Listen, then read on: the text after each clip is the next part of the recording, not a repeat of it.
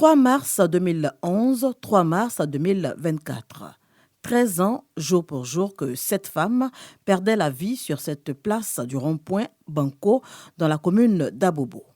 Une lecture coranique pour honorer la mémoire de ces femmes martyrs, mais également celle de tous les disparus des crises post-électorales.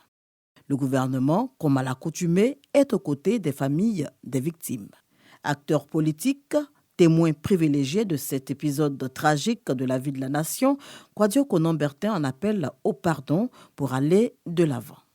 C'est vrai, certains ont trouvé la mort, d'autres sont handicapés à vie. Mais quand vous sortiez ce jour-là, ou même après, vous portiez un idéal.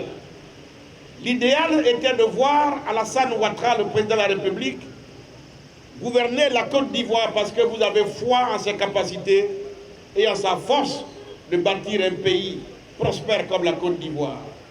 Aujourd'hui, 13 ans plus tard, je peux vous dire que vous avez vu juste. La cohésion nationale, préalable à une Côte d'Ivoire prospère. Aussi, la ministre de la Cohésion nationale, de la solidarité et de la lutte contre la pauvreté, Ms. Belmondo Dogo, insiste-t-elle sur la nécessité de tourner définitivement la page et s'inscrire dans la vision du président de la République, Alassane Ouattara. Il y a eu un temps pour le judiciaire qui a identifié et puni les auteurs des crimes et délits, et il y a le temps du pardon, accordé par les victimes pour permettre à la Côte d'Ivoire de renouer avec son identité de paix durable.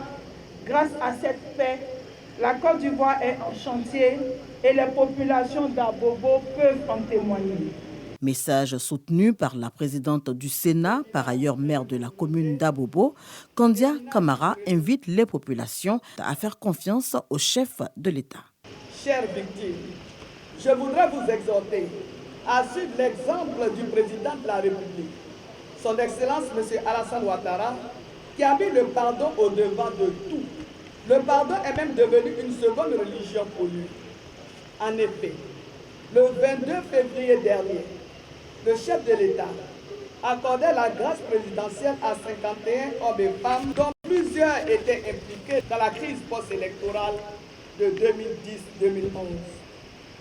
En posant cet acte fort, il a affiché à la face du monde entier sa volonté d'œuvrer à la consolidation de la paix dans notre cher et beau pays, la Côte d'Ivoire.